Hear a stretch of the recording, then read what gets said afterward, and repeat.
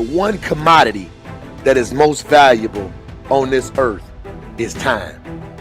Time to love, time to live.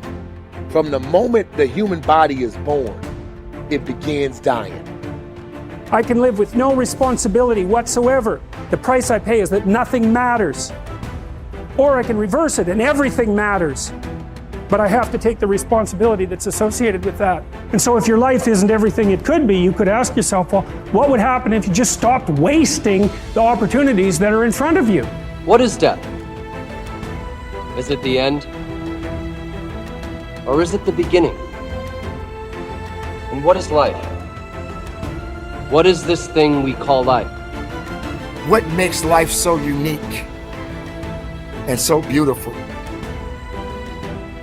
It is beautiful because whatever you have that you may be facing, what you may be dealing with, life is still good. You are living and achieving your dreams. Find time to better yourself, read, explore, research, live life, do things you've never thought of doing before. That's what it's all about. It might not be fun, it might not be easy, but it is profitable. It does give you results. Think about all of the great people that we admire in our society and the things that they must have had to go through in order to make it look effortless. And one day you're gonna be great, but you think you got time. You think you got time. AET 3 years from now, 5 years from now. I'm telling you, you deserve to be great now. And not only do you deserve to be great, there's some people in your life. You must be yourself if you want to experience your true purpose in life. If you're different, be different. Be different and do it with pride. If someone doesn't like it, if many people don't like it, who cares? Your life would feel better and richer if you had a goal, you chased that goal, you accomplished some things, and you would get this boost of confidence, you'd get this boost of self-esteem, like whatever it is that you're going to do. Learn from what you've just done, move forward. Learn from what you've just done, move forward. Repeat, repeat, repeat, all the way forward until one day you're going to get to the end of that tunnel and you're going to see the light. You need to take massive action. And if that doesn't work, try something else. If that doesn't work, try something else. Keep going with massive action and you will find the way because it will give you momentum. The time is now. The time is now to express and for people to believe in themselves. The time is now for it to be okay to be great. Listen to me, if you work for it, if you're willing to put in that sweat, that blood and those tears, baby, I'm telling you, you can have what you want, be what you want, do what you want. Are you hearing me? And start now. Start believing, start dreaming, and create the life and the person that you really want to see. I think it's good to remember that if we just go along with the crowd, we won't wind up with much more than the wish that we could do it all over again, and as far as we know, you can't. If we want to amount to anything as individuals, we need individual goals, individual thinking, individual actions, and we must never conform to the big group. We must love them, we must help them, we must serve them, because our whole success will depend on our ability to do these things. But never lose our own individuality and our identity by permitting ourselves to become submerged in what has historically proved itself to be little more than a suffocating sea of indirection and purposelessness. If we want to emulate someone, fine, but let's be choosy in whose steps we follow. It's the only life we've got. And remember to think. Imagination is everything, and we can become what we can imagine. If you find yourself getting depressed and down at the mouth, as we all get once in a while, you might want to remember this quotation by Dean Briggs. He said, "Do your work. Not just your work and no more, but a little more for the lavishing's sake. That little more which is worth all the rest. And if you suffer as you must, and if you doubt as you must, do your work. Put your heart into it, and the sky will clear. And then out of your very doubt and suffering will be born the supreme joy of life." Believe it or not, in an age when we've come to nearly deify leisure time, we've almost lost sight of the fact that virtually all our satisfactions, rewards will come not from our leisure, but from our work. And don't forget the strangest secret. We become what we think about. But if you want to begin to move into your own personal greatness, If you want to begin to really enjoy a happy, successful, healthy life, you've got to be willing to go against the tide. You've got to be willing to harness your will and say, in spite of this, I'm in control here. I'm not going to let this get me down. I'm not going to let this destroy me.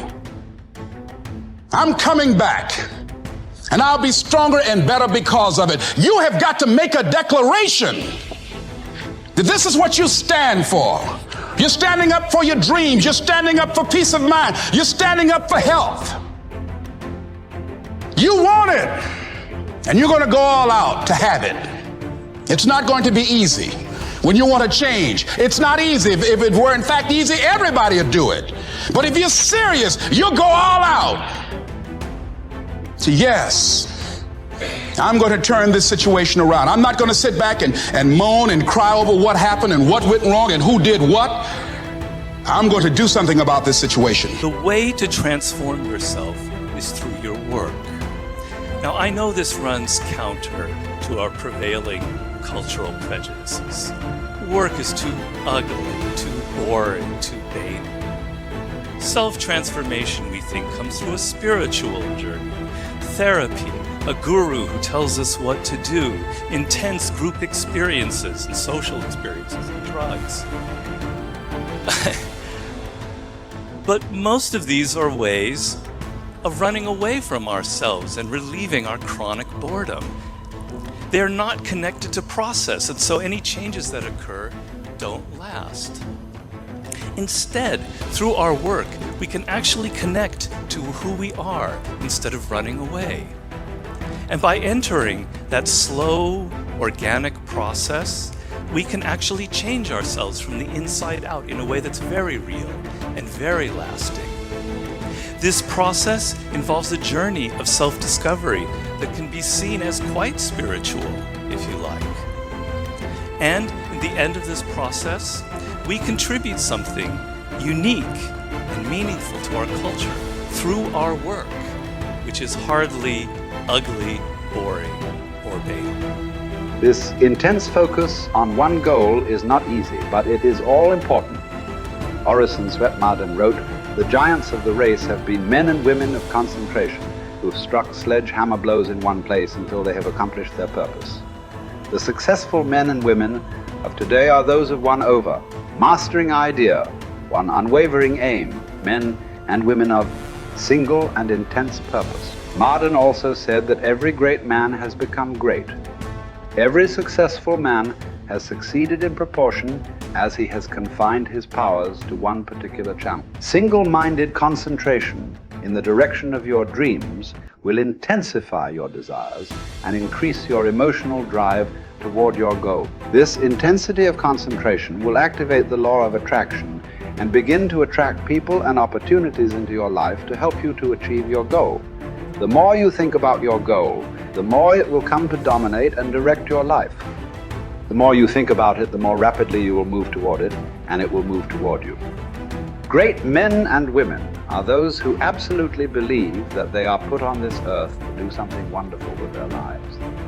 They have a vision of something greater or better than their current circumstances. Personal greatness means having a sense of destiny and a conviction that your thoughts and your imagination are the only real limits to your possibilities. William James said, compared to what we ought to be, we are only half awake. We are making use of only a small part of our physical and mental resources. Stating the thing broadly, the human individual thus lives far within his limits. He possesses powers of various sorts which he habitually fails to use. The founder of Success magazine, Orison Swett Marden, once said, "There are powers inside of you, which if you could discover and use, would make of you everything you ever dreamed or imagined you could become." In a 5-year study of leaders reported on in his book, Leaders, Warren Bennis discovered that each of them consciously avoided the comfort zone by continuously setting higher goals. They never allowed themselves to become complacent. They lived their lives fully extended, always striving to be and do more. To develop unshakable self-confidence, you need to see yourself and think of yourself as a leader, and to do what leaders do.